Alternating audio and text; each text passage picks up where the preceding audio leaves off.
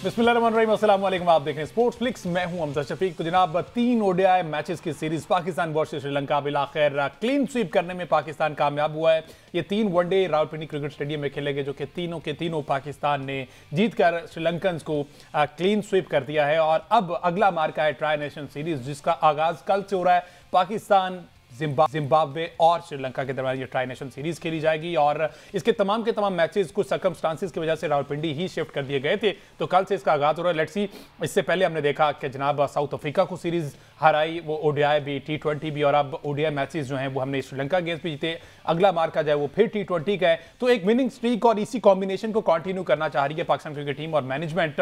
साथ ही साथ जनाब राइजिंग स्टार एशिया कप जो चल रहा है उसमें पाकिस्तान ने एक बदतरीन शिकस्त दी है हमारे हमसाया मुल्क भारत को, जिनको बड़ा मान था, आप ये कह सकते हैं। तो उनको बदतरीन शिकस्त, माज सदाकत से मुझे माज याद है। माज सदाकत ने जिस तरह की फेंटी लगाई है उन्हें, कमाल का टैलेंट पाकिस्तान में माशाल्लाह मौजूद है और यही वो राइजिंग स्टार हैं जो आगे चल के पाकिस्तान नेशनल टीम को रिप्रेजेंट करेंगे। तो ये सारी सूरत हाल है, इस पर हम बात करते हैं। हमारे साथ मौजूद हैं सीनियर स्पोर्ट्स एनालिस्ट है हसनैन लियाकत साहब और साथ साथ अहमद सईद साहब ने मुझे ज्वाइन किया है। Welcome to both of you जी।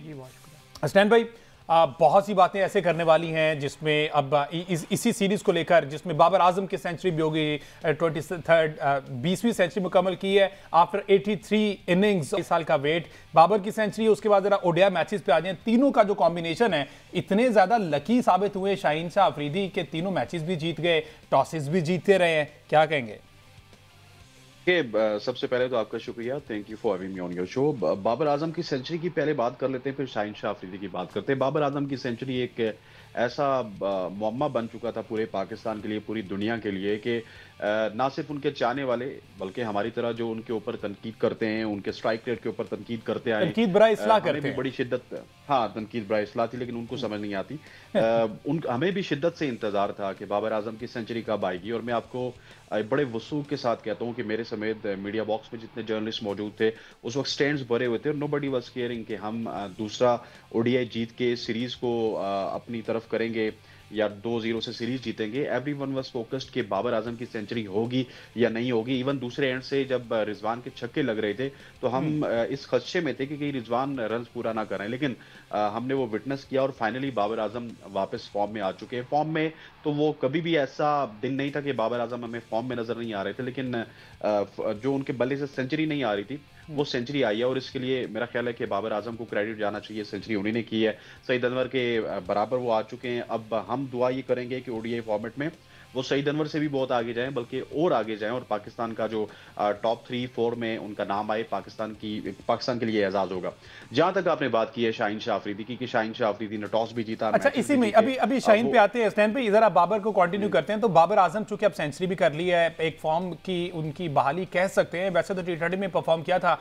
अब आप क्या समझते हैं, यही वो इम्तिहान था जिसे बाबर ने पास करना था, तो ही उसने आगे ट्राई नेशन सीरीज और वर्ल्ड कप के लिए उसको प्लान का हिस्सा बनाया जाएगा? क्योंकि कहा जा रहा था कि अगर परफॉर्मेंस देंगे तो डेफिनेटली इनको कंसीडर किया जाएगा। तो अब आप समझते हैं कि कंसिडरेशन होनी चाहिए इनकी बाबर की वर्ल्ड कप तक T20?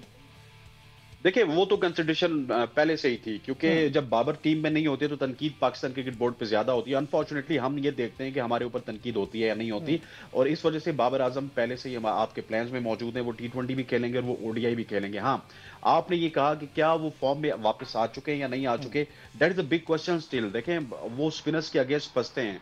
हमने देखा था कि कोई भी ऐसा बल्लेबाज, जैसा विराट कोहली का नाम ले लें, कुमार संगकारा का नाम ले लें, उनकी कोई ऐसी स्पेसिफिक कमजोरी होती थी वो उसके ऊपर काम करते थे। बाबर आजम 100 मारने के बावजूद कल भी स्पिनर्स का शिकार हुए। सो स्पिनर्स के ऊपर बाबर आजम फंसते हैं और आने वाले दिन बाबर आजम के लिए मुश्किल इस वजह से भी होंगे कि अब वो सेंचुरी बना चुके हैं। और जिस तरह आपने कहा ना कि क्या उनको कंसीडर किया जाएगा, उनको डेफिनेटली कंसीडर किया जाएगा, लेकिन in lights of all that events जो कि सराउंडिंग्स में चल रहे हैं, और फिर 2026 का जो T20 वर्ल्ड कप है वो भी श्रीलंका में है। सो श्रीलंका में स्पिनर्स को बहुत ज्यादा हेल्प मिलती है। बाबर आजम को अगर अपनी गेम को इनहेंस करना है या थोड़ा सा अप करना है और स्पिनर्स के खिलाफ अच्छी कारकर्दगी दिखानी है, तो बाबर आजम को ये जो बिग बैश है इसमें भी और उसके बाद भी अगर उनको कोई मौका मिलता है तो आपके डोमेस्टिक के काफी मैचेस जारी हैं, स्पिन विकेट्स भी हैं यहाँ पे, स्पिनर्स भी पाकिस्तान के पास अच्छे हैं, सो वहां पे जाके प्रैक्टिकल सिनेरियो में स्पिन को खेलें। जब तक वो प्रैक्टिकल सिनेरियो में स्पिन को नहीं खेलेंगे तो ये पैची परफॉर्मेंसेस रहेंगी, किसी दिन वो 50 मारेंगे लेकिन किसी दिन उनके बल्ले से 20-25 रन आएंगे। सो ये बाबर आजम को सोचना है, अगर बाबर आजम ने T20 वर्ल्ड कप में कोई इंपैक्ट छोड़ना है, क्योंकि T20 वर्ल्ड कप में वो खेल रहे हैं लेकिन T20 वर्ल्ड कप श्रीलंका में है, और मुझे एक खदशा है अगर बाबर ने प्रैक्टिकल सिनेरियो में प्रैक्टिस ना की तो वो 2026 में भी स्पिन के खिलाफ काफी ज्यादा उनको मुश्किलात का सामना करना पड़ेगा। बिल्कुल इस तरह। Ahmed Saeed Sahab, what's your take on it sir? देखें, सबसे पहले तो एक रिलीफ है ज़ाहिर है हमारे लिए भी बतौर फ़ैन, बाबर आजम के लिए भी कि उन्हें सेंचुरी स्कोर की है। लेकिन असल बात यह है कि जिस कमज़ोरी की तरफ तवज्जो दिलाई जा रही है वो कमज़ोरी वहीं पर मौजूद है। देखें, बाबर आजम की सेंचुरी में सबसे पहला क्रेडिट जाना चाहिए उन बॉलर्स को जिन्होंने श्रीलंका को रिस्ट्रिक्ट किए रखा, और बाबर आजम जब बैटिंग करने के लिए आए तो उनके ऊपर कोई ऐसा प्रेशर नहीं था, वो उस इनिंग को मतलब वो गो थ्रू करते चले जा रहे थे, उनके ऊपर कोई बहुत ज़्यादा प्रेशर नहीं था रन रेट का भी, उनको सिर्फ इनिंग्स एक खेलनी थी और वो उन्हें जाहिर है कि इतने क्लासी बैट्समैन है, इतना एक्सपीरियंस रखते हैं वो अपनी बैक के ऊपर, और ये एक अच्छा मौका जिसे कहना चाहिए कि स्टेज सेट था उनके लिए कि वो आएँ और वहाँ पर आकर परफॉर्म करें, सेंचुरी स्कोर करें। और दूसरे एंड पर जो बैट्समैन खेल रहा था उनके साथ वो सब ज़्यादा कंफर्टेबल होते हैं खेलने में। जहाँ तक ये बात है कि इस परफॉर्मेंस की बुनियाद पर बाबर आजम का T20 टीम का मुस्तकबिल क्या होगा, तो मैं ये समझता हूँ कि शायद ये रेलेवेंसी उस तरह से नहीं बनती है, क्योंकि T20 की अलग उसके वो अलग तरह का एक प्रेशर होता है, उसमें डिफरेंट तरह की क्रिकेट खेलनी होती है। तो T20 की टीम सेलेक्ट तो T20 की परफॉर्मेंस के मुताबिक ही होनी चाहिए। बाबर आजम की अगर आप बात कर रहे हैं, देखें अगर आप इससे पहले की उनकी एक स्ट्रीक देखें तो वो 20-25 रन, 25 से 35 के रन के दरमियान जो है वो आकर रन स्कोर करते थे। और मैं ये समझता हूँ कि यहाँ पर आकर सेट होना ज़्यादा बड़ी गलती है एक उस बैट्समैन के जो इतने कैलिबर का बैट्समैन है। आप अगर किसी पिच के ऊपर आए हैं तो चंद दुनिया का हर बैट्समैन उसको 1 ओवर 2 ओवर लगते हैं पिच के ऊपर एडजस्ट होने में, वहाँ पर समझ आती है कि कोई एक अच्छा बॉल पड़ गया या कहीं पर आप लेट हो गए तो आपको एज लग गया या पैड पे बॉल लग गया तो आप आउट हो गए। लेकिन 25-30 रन करने के बाद मेरा ख्याल है कि आपको इनिंग्स को प्रोलॉन्ग करना चाहिए। बाबर हमेशा इस जोन में आउट हो रहे हैं। इसका मतलब यह है कि बॉलर्स ने मार्क कर लिया है कि बाबर आजम जो है वो स्पिनर्स के अगेंस्ट वो स्ट्रगल करते हैं, और स्पिनर जो है वो उनको अब देखें पाकिस्तान क्रिकेट टीम के जो कोच है माइक हसन साहब, उनका अगर हम मेथडोलॉजी देखें, उनकी अगर हम माइंडसेट देखें तो वो ये कहते थे कि स्पिनर का हाथ जो है उसको रीड करने की जरूरत नहीं है, आपको ऑफ द पिच, तो आप सिखाएं फिर बाबर को ऑफ द पिच खेलना। ये खराबी तो वो आपके सामने है ना कब से, तो आप इसको ठीक क्यों नहीं कर पा रहे? पाकिस्तान के जो हेड कोच हैं उनके साथ जो बैटिंग कोच सारे काम कर रहे हैं, आप लोग इसको ठीक क्यों नहीं कर पा रहे? दूसरी बात यह है कि बाबर ने जब सेंचुरी स्कोर की उस मैच में भी अगर आप देखें उनके पास ये फ्रीडम था कि वो हौसरंगा के ओवर्स को रोक लें, इसलिए वो उन्होंने वहां पर चले, हम कहते हैं समझदारी का मुजाहरा किया, उन्होंने अपने एक्सपीरियंस को जो है वो यूज किया वहां पर। अच्छी बात है कि आपके पास कोई प्रेशर नहीं है तो आपको उसका फायदा उठाना चाहिए, रन करने चाहिए, कॉन्फिडेंस में वापस आना चाहिए।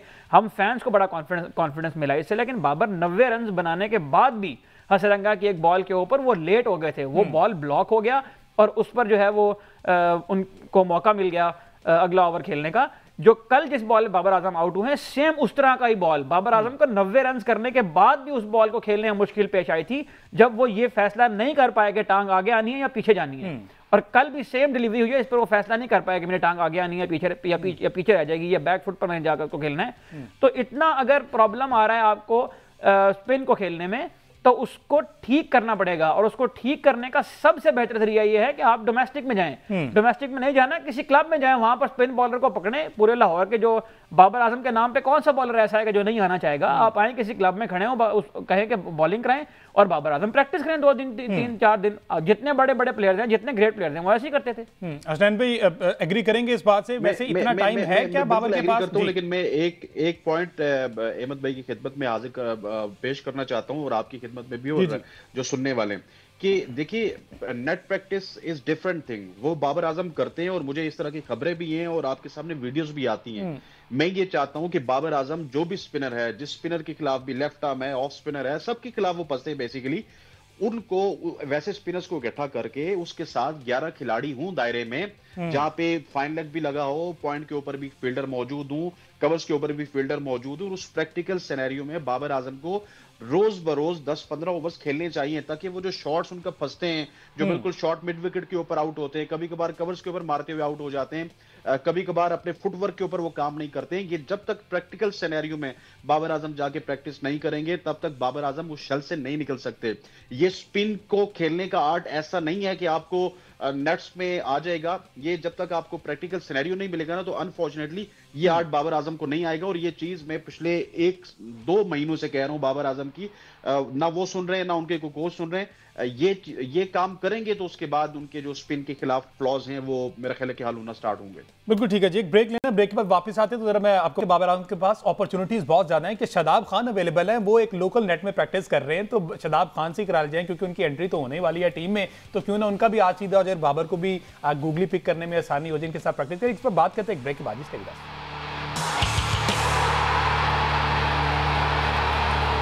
वेलकम बैक जी। बात हो रही है पाकिस्तान क्रिकेट के हवाले से और बाबर आजम पर बात की जा रही थी ब्रेक पे जाने से पहले। तो बाबर आजम चूंकि स्पिन के अगेंस्ट फंस रहे और जिस तरह से हुसैन लियाकत साहब ने कहा कि आगे श्रीलंका में T20 वर्ल्ड कप अगर बाबर को कंसीडर किया जाता है तो बाबर को अपने आप पर मजीद मेहनत करनी होगी, क्योंकि श्रीलंका की विकेट ऐसी हैं कि बाबर हर दूसरी गेंद पर आउट होते हुए दिखाई देंगे। जिस तरह से अहमद ने कहा कि 90 रन करने के बाद भी उनसे नहीं खेला जा रहा था, हालांकि 90 रन की इनिंग कोई भी बैटर जब खेला है तो उसको बॉल फुटबॉल नजर आने लगे था, उसको रीड करना आ जाता है, जज करना आ जाता है, उसको पूरा जुबानी याद हो जाता है जो भी सिलेबस होता है। लेकिन अनफॉर्चुनेटली बाबर वहां पर भी फंसते हुए दिखाई दे रहे थे। तो मैंने कहा था ब्रेक पे जाने से पहले कि जनाब गोल्डन अपॉर्चुनिटी है, शादाब खान जो है वो आलमी दुनिया उस पर खुशी का इजहार कर रही है कि शादाब खान जो है कमबैक करने जा रहे हैं, पाकिस्तान टीम में बगैर कुछ किए बेड रेस्ट करके वापस कमबैक कर रहे हैं। तो जरा बाबर आजम और शादाब खान को एनसीए में छोड़ा जाए, शादाब बॉलिंग करवाएं और बाबर बैटिंग करें। तो अहमद सही साहब, आप उनकी बॉलिंग पर जेरे लब मुस्कुरा रहे थे, क्या वजह है कि शादाब खान आलमी दुनिया में मकबूल तरीन हमारे स्पिनर हैं, तो इसमें मुस्कुराने वाली क्या बात?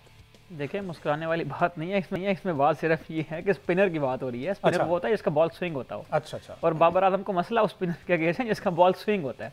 शादाब खान का बॉल निकाल के देख ले, शादाब खान की कौन सा ऐसा स्पेल आपको याद है कि जिसमें उन्होंने कभी फ्लाइट दी हो बॉल को, या कभी आपको लगा हो कि बहुत ज़्यादा इवन स्पिनिंग ट्रैक के ऊपर चले। शादाब खान की बॉलिंग निकालें ना, जरा क्लिप निकालें यहाँ पे, तो निकालें जरा उनकी एवरेज, वो जो हर मैच में आ रही होती है कि एवरेज स्पिन इतनी है बॉलर्स की, तो मुझे दिखा दें कुछ स्पेल शादाब खान का इसमें बॉल का स्पिन हो रहा हो। दूसरी बात यह है कि ये जो शादाब खान वाली पूरी डिबेट है ना, अब इस डिबेट के अराउंड आप देखें जब से ये डिबेट शुरू हुई है उस वक्त से पाकिस्तानी टीम के अंदर कोई एक बॉलर स्पिन ऐसा नहीं है कि जिसको कंसिस्टेंटली खिलाया जा रहा हो। जबकि जो भी स्पिन बॉलर खेल रहे हैं आप उनकी अगर परफॉर्मेंस से निकाल के देखें, अबरार आया उसने परफॉर्म कर दिया, फैसल अकरम आया उसने परफॉर्म कर दिया, लेकिन अबरार जिस मैच में 3 आउट करता है वो अगले मैच में ड्रॉप हो जाता है। तो मुझे आप ये बताएं कि शादाब खान का सिर्फ एनसीए में वापस आ जाना ये क्राइटेरिया है कि वो पाकिस्तान की टीम में वापस आएंगे? कौन सी परफॉर्मेंस है, कौन सी ऐसा कोई सिस्टम है जिसके प्लेयर के बाद प्लेयर जो है वो इंजरी से वापस आता है? कौन सी ऐसी कारकर्दगी शादाब खान की उनकी टीम में जगह बनती है नहीं बनती है, आपको पता है? ये सारी चीजें देख के फैसला होगा ना। कि दूसरी बात यह है कि बाबर आजम के ऊपर रहम खाएं। बाबर आजम को उस स्पिनर को बॉल खेलें जिसका बॉल थोड़ा सा स्विंग भी होता हो, ताकि उसको अपना फुटवर्क इंप्रूव करने का मौका मिले। स्नैन भाई बता दें यार, कौन सी कारकर्दगी, पता चलना चाहिए पूरी दुनिया को कि ये वो रीजन है कि शादाब की वापसी हो रही है टीम में। देखिए, वो रीजन सबको पता है, किसके वो रिश्तेदार हैं और किसके वो दोस्त हैं, किस गैंग का वो हिस्सा है, इस वजह से टीम में वापस आ रहे हैं। और देखिए, मैं आपको बताऊं कि पूरी अगर टाइमलाइन देखी जाए ना, उस टाइमलाइन के मुताबिक हमने अबरार को आजमाया, हमने सुफियान मुकीम को आजमाया, हमने फैसल अकरम को आजमाया, और ये जो आजमाने का सिलसिला था इसमें तीनों कामयाब रहे। अबरार ने भी अपनी जगह पे परफॉर्म किया, सुफियान ने बहुत आउटस्टैंडिंग परफॉर्म किया। फिर हमने सुफियान को जाया इस तरह किया कि उनको 2 मैचेस बाहर बैठाया, फिर क्रूशियल मैच में खिला दिया, वहां पे आके उनको मार पड़ गई। इसी तरह से हमने अबरार के साथ भी किया, लेकिन अल्टीमेटली अबरार कहीं ना कहीं पे ये जो प्रिवेलिंग गैंग है इसमें वो फिट इन होते हैं, इस वजह से उनको टीम में रखा हुआ है कि चलें अबरार नहीं भी खेलेगा तो अबरार को हम बेंच पे बैठा लेंगे, और बेंच पे बैठा के भी हमारे लिए अबरार सूदमंद है। कल जब फैसल अकरम ने आके गेम डाली है तो उसके बाद परेशानी और बढ़ेगी, क्योंकि इस वक्त ना रास्ता क्लियर हो रहा है। और मैं आपको थोड़ा सा आगे की भी पिक्चर बता दूं कि सिर्फ शादाब खान को एज ए स्पिनर या फिर एज ए ऑलराउंडर टीम में लाने के लिए तमाम तर लॉबिंग नहीं हो रही है। आप देखेंगे कि इस टीम में नवाज की क्या पता फ्यूचर में जगह बने ना बने, फहीम अशरफ की जगह बने ना बने, लेकिन एज ए ऑलराउंडर हर दिन आपको शादाब खान खेलते हुए नजर आएंगे। और शादाब खान के कप्तान उनको कप्तान बनाए जाने के लिए तमाम तर चीजें भी बिल्कुल क्लियर हो रही हैं। शादाब को कप्तान बनाने के लिए, हाँ, शादाब नाइब इसी वजह से हैं। शादाब पहले दिन से जो सलमान अली आगा के नायब थे, बेसिकली उस वक्त ये था कि एनवायरनमेंट इस तरह का था कि बाबर आजम के खिलाफ भी लोगों का सेंटीमेंट था, शाहीन के खिलाफ भी अवाम का सेंटीमेंट था, रिजवान के खिलाफ भी, और शादाब के खिलाफ तो बहुत ज्यादा था। और ऊपर से शादाब की परफॉर्मेंस इस तरह की थी कि 4 ओवर में 50-60 रन दे देते थे, 10 ओवर में वो 100 रन दे देते थे।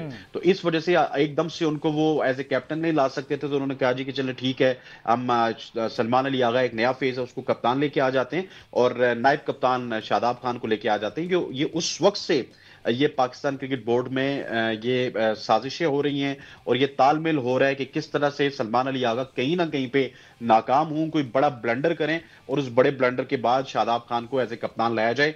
आज नहीं तो कल, आप मेरा क्लिप सेव कर लीजिएगा कि शादाब खान सिर्फ टीम में वापस नहीं आएंगे, टीम में वापसी तो उनकी हो जाएगी, लेकिन जल्द या बदेर आपको ये देखने को मिलेगा कि शादाब खान आपकी T20 टीम का कप्तान भी होगा। अहमद सईद साहब, कप्तान शादाब को बनाने जा रहे हैं, आप कह रहे हैं उनका बॉल भी स्विंग नहीं होता, तो सिर्फ फील्डिंग की बिना पर, फील्डिंग तो अच्छी कर लेते हैं। तो दूसरा मुझे ये भी बताइएगा कि शाहीन शाह अफरीदी ने जो आती डेब्यू सीरीज जितवा के दी और बड़ी मैच्योर कप्तानी करते हुए भी दिखाई दी है, तो मैं तो ये समझ रहा था कि इसके बाद अगर सलमान का पत्ता कटता है तो शाहीन उसके कैंडिडेट होंगे, साथ ही साथ T20 के भी। देखें परफॉर्मेंस तो शाहीन अफरीदी की भी नहीं थी ना, वो कप्तान बन गया ना ओडीआई, बिल्कुल हाँ बन गया ना कप्तान वो ओडीआई के। सलमान अली आगा की जगह बनती है T20 टीम में, बन गए ना वो कप्तान। जब आपने किसी को कप्तान बनाना होता है ना, तो फिर पाकिस्तान क्रिकेट बोर्ड में रिवायत है कि अजहर अली को बुला के वाइट बॉल का कप्तान बना दिया गया था जब जरूरत पड़ी थी, तो ढूंढना पड़ा। तो देखें बात यह है कि जब आप एक ऐसा नैरेटिव बना रहे हैं ना कि हमने टूर्नामेंट वर्ल्ड कप वहां खेलना है जहां पर स्पिनिंग ट्रैक्स हैं, तो आप लोगों की ज़हन साजी कर रहे हैं कि हमें स्पिनर चाहिए। और जब स्पिनर की बात होती है तो पाकिस्तान में जाहिर है कि शादाब खान एक ऐसा नाम ज़हन में आता है, क्योंकि वो कंसिस्टेंटली उनको 3-4 साल मिले। उनके मुकाबले में किसी बॉलर को कंसिस्टेंटली इतने चांसेस नहीं दिए गए पाकिस्तान में, किसी भी स्पिन बॉलर को। और दरमियान में ये नैरेटिव भी चल रहा था पाकिस्तान में कि यहाँ स्पिनर है ही नहीं। और ये जो लोग कहते थे ना कि पाकिस्तान में स्पिनर नहीं है, फिर उन्होंने ही मशवरा दिया था कि स्पिनिंग ट्रैक बनाएं, और फिर वो लेकर आए थे ना साजिद खान और नुमान को, निकल आए ना स्पिनर। बिल्कुल। अब पाकिस्तान टीम में 8-9 स्पिनर आपको नजर आते हैं ना, लेकिन बात यह है कि जब आपने किसी के लिए जगह बनानी हो ना, जिस तरह हसनैन भाई ने बड़ी खूबसूरती से और बड़े मतलब मैं कहता हूँ मासूमाना अंदाज में उन्हें टीम में न सिर्फ वापसी बल्कि उनकी कप्तानी तक का सफर भी जो है वो बयान कर दिया है, तो इस तरह खामोशी से एक नैरेटिव बन रहा है कि स्पिनर लाओ टीम में, क्योंकि वर्ल्ड कप जो है वो होना है कोलंबो में। हालांकि मैं आपको बताऊं, अगर स्टैट्स आप निकाल के देखें ना, पाकिस्तान ने कोलंबो में जब इंडिया को आखिरी बार ऑल आउट किया था ना, तो 10 की 10 विकेटें फास्ट बॉलर ने ली थी, आप जाके निकाल के देखिए। अच्छा। और ये कह रहे हैं कि ऑन द डे पता चलेगा पिच कैसा है, उससे पहले आप जो है ना वो एक व्यू तो लेके जा सकते हैं कि इन कंडीशन में इस तरह होता है, लेकिन अगर इंडिया की कंडीशन आप देखें, कल क्या हुआ इंडिया के साथ टेस्ट मैच में, तो आप अगर अपनी टीम की गहराई देखें, अपनी टीम की स्ट्रेंथ देखें, कोलंबो की कंडीशन को जाकर देखें, तो बात यह है कि आपने एक नैरेटिव 6 महीने पहले से बिल्ड करना शुरू कर दिया कि हमें स्पिनर चाहिए। और जब स्पिनर की बात आएगी तो शादाब खान ऑटोमेटिक चॉइस होंगे आपकी, क्योंकि आपकी टीम T20 की बनती है PSL की परफॉर्मेंस की बेस पर। PSL अच्छा, अब PSL की परफॉर्मेंस की बेस पर भी आपने टीम बनानी है ना, तो उसमें भी शादाब की सिर्फ ये कारकर्दगी की थी कि वो इस्लामाबाद यूनाइटेड कप्तान थे, उसके अलावा शादाब की PSL में कोई परफॉर्मेंस नहीं थी। लेकिन जाहिर है पैराशूट का सिस्टम है पाकिस्तान में, आप ये ना किसी अब अगले मैच में फैसला करना बाहर होगा, आप देख लीजिएगा। अब अबरार जब 3 आउट करे, उसका क्राइटेरिया ये बन गया कि वो 3 आउट करेगा तो वो टीम से बाहर होगा। अबरार को 5 आउट 6 आउट भी कर देगा तो अबरार टीम से बाहर होगा, क्योंकि हमारे दोस्त कहना शुरू हो गए हैं कि शादाब खान ने एनसीएम प्रैक्टिस शुरू कर दी है। तो भाई पाकिस्तान की फिर पूरी टीम को जो है वो एनसीएम परफॉर्मेंस की बुनियाद पर फिर 11 सेलेक्ट करनी चाहिए। तो एजेंडा बेस्ड चीजें हैं सारी, एजेंडा ड्रिवन चीजें हैं सारी। एक जमाने में कुछ मखसूस प्लेयर्स थे, उनका एजेंडा चलता था, अब कुछ मखसूस फ्रेंचाइजीज हैं, उनका एजेंडा चलता है। तो पाकिस्तान में अब और ये जो ए टीम की जीत पर जो लोग खुश हो रहे हैं ना, यहां से भी आपको जो 2-3 प्रॉमिसिंग टैलेंट मिलेंगे, वो भी अगर उस यस ग्रुप का हिस्सा बनेंगे, उन 2 फ्रेंचाइज का हिस्सा बनेंगे जिनकी मोनोपोली पाकिस्तान क्रिकेट बोर्ड में है, तो ही ये बेचारे भी टीम में आए। हसनैन भाई, ये फ्रेंचाइज वाला क्या मामला है? चूंकि अब ये बात बहुत ज्यादा जुबान ज़द-ए-आम हो रही है कि इस्लामाबाद और लाहौर, ये 2 फ्रेंचाइजीज ने हारिस रऊफ को चाहे जितनी मर्जी मार पड़ जाए, शाहीन अफरीदी ने उनको कैरी करना ही करना है। ठीक है, वो तो अगर उस दिन शाहीन अगर खुद बीमार ना होते तो वसीम जूनियर का मौका नहीं बना था, चांस नहीं बना था, हारिस को तो उन्होंने साथ कंटिन्यू करना था। तो ये फ्रेंचाइज वाली क्या पीसीबी मैनेजमेंट को ये बात नहीं पता चल रही कि अवाम अब ये कह रहे हैं, मैनेजमेंट अब ये कह रही है? देखें, मैं अहमद साहब की बातों से एग्री करता हूं, लेकिन इसको थोड़ा सा इसको ब्रॉडर सेंस में देखना है ना, तो इट्स नॉट अबाउट के आतिफ फराना आके फोन करते हैं कि आपने हारिस रऊफ को खिलाना है, या फिर जावेद अफरीदी कहते हैं कि नहीं आपने फलां को, सॉरी अली नकवी साहब कहते हैं कि आपने फलां को खिलाना है। ये पसंद और नापसंद पे होता है। जिस तरह से पीछे आकिब जावेद साहब बैठे हुए, आकिब जावेद ने हारिस रऊफ को टीम में रखवाना ही रखवाना है, तो वो आकिब जावेद साहब की चलेगी। वहां पे माइक हैसन बैठे हुए, तो माइक हैसन की ये साइकी है कि उन्होंने इस टीम में एक तो ऑलराउंडर बनने, और ऊपर से जितने भी ऑलराउंडर्स होंगे वो सारे के सारे इस्लामाबाद यूनाइटेड के होंगे। सो प्रॉब्लम यहां पे आ रहा है कि ये नहीं है कि फ्रेंचाइजीज के ऊपर से मालिकान ज्यादा डिक्टेट कर रहे, फ्रेंचाइजीज के जो लोग बैठे हुए हैं ना टीम में वो डिक्टेट कर रहे। सर माइक हैसन आया तो उसने हनीफ भाई को भी ले आया, उसने पता नहीं इस्लामाबाद का कोई बंदा ऐसा नहीं छोड़ा, शायद मिसाजर भी शायद इस्लामाबाद का है, वो इस वक्त टीम में मौजूद हैं। इसी तरह से आकिब जावेद साहब आए तो उन्होंने कहा जी कि सारे बंदे वहां के आए, और उनकी कोशिश ये होती है जानदाद भी डेब्यू कर जाए, सलमान मिर्जा भी कर जाए, अहमद दानियाल भी कर जाए, और इन दोनों ग्रुप्स की ये कोशिश है कि 6 बंदे इस्लामाबाद के खेल लें, 6 बंदे लाहौर के खेल लें, उसके अलावा बाढ़ में जाए पूरा पाकिस्तान। और ये बिल्कुल ठीक कहा इन्होंने कि ये जो 3-4 प्रॉमिसिंग टैलेंट है, अगर वो इन फ्रेंचाइजीज में नहीं आएगा तो वो भी पीएसएल में अकोमोडेट नहीं हो सकते। लेकिन मैं एक बात थोड़ा सा क्लैरिफाई करना चाहूंगा, जो अहमद सईद साहब ने कहा ना कि स्पिनर्स हैं और स्पिनर्स इकट्ठा करने की कोशिश की जा रही है। सर आपकी नियत ही नहीं है स्पिनर्स इकट्ठा करने की। आप देखिए ना कि आपने जब चैंपियंस ट्रॉफी थी पाकिस्तान में, तो आपको हसनैन लियाकत पीटा, आपको हमजा पीटा होगा, आपको अहमद सईद पीटा होगा, आपको शोएब जट पीटा, आपको नसीम राजपूत पीटा, कि भाई आप यहाँ पे स्पिनर्स लाएंगे, स्पिनिंग ट्रैक्स हैं, यहाँ पे स्पिनर्स आपको बचाएंगे। आपने एक अब्रार को टीम में डाला और यहाँ पे पेंटी लगी है अपनी होम पिचेस पे हारिस रऊफ की, शाहीन शाह अफरीदी की, नसीम शाह की, व्हाटसोएवर जो फास्ट बॉलर टीम में मौजूद था। इसी तरह से आप 2023 का वर्ल्ड कप ले लीजिए या 2023 का एशिया कप ले लीजिए, आप पूरी टीम ही नहीं लेके गए, आप रेलू कट्टू पर है। आप 50 ओवर्स में भी रहते ही हैं कि 50 ओवर्स में आप अपने 40 ओवर सिक्योर करते हैं और कहते हैं जी कि 10 ओवर्स है ना वो हम सैम से, सलमान अली आगा से और किसी और से करवा लेंगे। Sir it's a specialist game now. आपके पास T20 के 5 तगड़े बॉलर होंगे जो कि 20 ओवर्स करवाएंगे, तो तब जाके आपका सर्वाइवल है। आप करते ही हैं कि आपने शाहीन से 10 करवाने, 4 करवाने, 4 आपने नसीम से करवाने, 4 किसी और से, कोई एक बॉलर जो अबरार रखा वो उससे करवाने, बाकी 8 ओवर्स का आपको पता ही नहीं होता कि वो नवाज भी करेगा, वो साइम अयूब भी करेगा, वो शादाब भी करेगा। ये जो 8 ओवर्स है ना, यहाँ पे आप मार खाते हैं। आप अपने पड़ोसी मुल्क में देख लें, उन्होंने कुलदीप को भी रखा होता है, उन्होंने अक्षर पटेल को भी रखा होता है, उन्होंने रविंद्र जडेजा को भी रखा होता है, लेकिन उसके बावजूद भी हार्दिक पांड्या उनके पास एक ऐसा ऑलराउंडर है जो कि उनका यूटिलिटी ऑलराउंडर है, और वो हमारे ऑलराउंडर्स की तरह रेलू कट्टा नहीं है, वो पूरा बैट्समैन भी है, पूरा बॉलर भी है। हम ये सोचते हैं कि पता नहीं ऑलराउंडर जिसके साथ लगा हो ना उसको पाकिस्तान टीम में ले आओ तो तमाम तर चीजों का हल वो दे देगा, ऐसे नहीं होता। आपको right man for the right job वो ढूंढना होगा और वही लेके जाना होगा टीम में। वो जिस तरह अहमद सईद साहब ने बड़ी खूबसूरती से कहा कि हमें बताया जा रहा था पाकिस्तान में स्पिनर्स नहीं है, इस वक्त Faisal Akram, Sufiyan Muqeem, Abrar, Mehran Mumtaz, Arafat Minhas, you name it, Noman Sajid तो टेस्ट को छोड़ दें, ये तमाम तर, उसामा मीर आजकल उनका नाम ही नहीं लिया जा रहा, ये 8-10 तो आपके टॉप टियर के स्पिनर्स है जो कि इस वक्त मौजूद है। लेकिन क्योंकि एक बयानिया बनाया जाता है।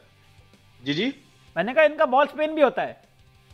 हाँ, इनका बॉल स्पिन भी होता है ऊपर से शादाब का। लेकिन सर बॉल स्पिन हो या ना हो, ये हमारे मुल्क का एक अलमिया है कि शादाब खान क्योंकि वापस आएगा, वो इस्लामाबाद का कप्तान है, उसका बॉल स्पिन हो नहीं हो, वो बड़ा यूटिलिटी प्लेयर है जी। वो 30-40 रन बल्ले से कर देता है, वो 20-25 रन तो वो रोक लेता है फील्डिंग में, उससे तो आना ही आना है। हालांकि आज तक मुझे ये बताया कि छोटी टीम के अलावा शादाब खान कब किसी बड़ी टीम के खिलाफ खेला है, और शादाब खान की गैर मौजूदगी में जितना अपनी गेम को इनहेंस किया है मोहम्मद नवाज ने, आपकी सोच है शादाब खान के जमाने में ना मोहम्मद नवाज को उस तरह से बैटिंग में लिफ्ट होती थी, ना मोहम्मद नवाज को बॉलिंग में लिफ्ट होती थी। उस वक्त बाबर आजम कहते थे मेरा मैच विनर नवाज भी है और मेरा मैच विनर खुशदिल शाह भी है। परफॉर्म इस वजह से नहीं करते थे कि ऊपर से बाबर रिजवान 16 ओवर खेल जाते थे, नीचे आके जब नवाज की बारी आती थी या खुशदिल शाह की बारी आती थी, उस वक्त पता ये होता था कि 50 रन चाहिए और गेंदें 16।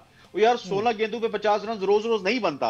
अब जाके जब ऊपर से कभी कभार फेल होते हैं तो हमें पता चलता है, मिडिल ऑर्डर भी हमारा परफॉर्म कर रहा है, मिडिल ऑर्डर जब फेल होता है तो हमें पता चलता है कि यार फहीम अशरफ और नवाज भी परफॉर्म कर रहे हैं। सो खुदारा ये जो आपकी टीम का राइट कॉम्बिनेशन है अभी बन रहा है, इसको बनते रहना चाहिए और इसको पलटने देना चाहिए, क्योंकि ये नहीं है कि अगर आप शादाब को ले आए या फलां को ले आए तो फिर इस टीम का वही हाल होगा जो 2023 में हुआ था और जो अभी 2025 की चैंपियंस ट्रॉफी में हुआ था। ठीक है जी, लेट्स सी क्या बनता है। कल से जनाब ट्राई नेशन सीरीज हो रहा है, रावलपिंडी क्रिकेट स्टेडियम में तमाम के तमाम मैचेस खेले जाएंगे। होपफुली इंशाल्लाह पाकिस्तान जो अपनी विनिंग स्ट्रीक है, जो विनिंग कॉम्बिनेशन, इसको कंटिन्यू करेगा और ये स्ट्रीक जो है वो आगे आने वाली सीरीज और टी वर्ल्ड कप जो है वो हमें चाहिए। और यही वो 11 लड़के हैं मिक्सड मैच करके इस तरह की परफॉर्मेंसेज रहें तो पाकिस्तान क्रिकेट टीम जो है वो इंशाल्लाह वर्ल्ड कप जीतने की अहल है। मुझे दीजिए इजाजत, कल आपसे मुलाकात होगी। अल्लाह हाफिज़।